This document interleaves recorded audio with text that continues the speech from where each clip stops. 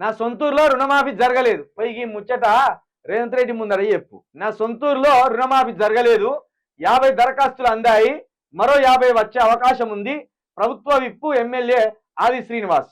సొంత ఊర్లోనే రుణమాఫీ జరగలేదని ప్రభుత్వ విప్పు ఎమ్మెల్యే ఆది శ్రీనివాస్ స్వయంగా చెప్పారు.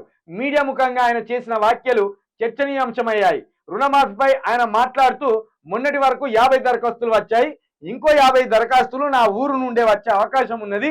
కానీ మేము ఎవరికి కూడా రుణమాఫీ ఇవ్వమని మళ్ళా వచ్చి చెప్పినట్టున్నది. నీ ముఖ్యమంత్రి గారేమో జబ్బలు జరుచుకుంటాండు, కండలు చూసుకుంటాండు, నా అంత వీరుడు లేడంటాడు, నా అంత శూరుడు లేడంటాడు.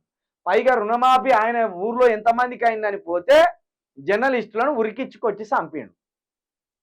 మహిళా జర్నలిస్టు అని చూడకుండా ఓ 100 మంది గుండాలను పంపి అందులో నయీం అనుచరులను పంపి ఉరికిచ్చిండు వాళ్ళను చేజింగ్లతోటి. ఇక మీరేమంటారు? ఆది శ్రీనివాసులు గారు మాకు వల్లేదు, మాకు రాలేదని మీరు అంటాను. ఇట్లున్నది మీ కథ. అంటే మీరే ఇచ్చినామని చెప్తాను, మాకే అందలేదని చెప్తాను. ప్రభుత్వ విప్పుగా ఉన్నాడు. ఆయన ఊర్లో 100 మందికి రుణమాఫీ రావాల్సి ఉన్నది, ఒక్కలకు కూడా అందలే. ఇక మళ్ళా మన రేవంత్ రెడ్డి గారు ఏమంటాను? సంబరాలు చేయండి, రుణమాఫీ సంబరాలు చేయండి. ఇంతవరకు నా ఫోటోకి ఒక్కడు కూడా పాల ప్యాకెట్లు జింపి పోయలేదు, దండలు వేయలేదు.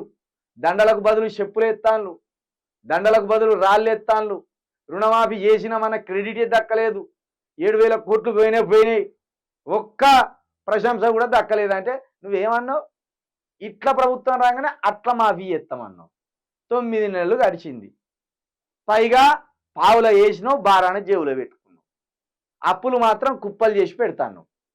కాబట్టి ఇప్పుడు నీ ప్రభుత్వ విప్పే నీ బండారాన్ని మొత్తం బయట పెట్టాడు.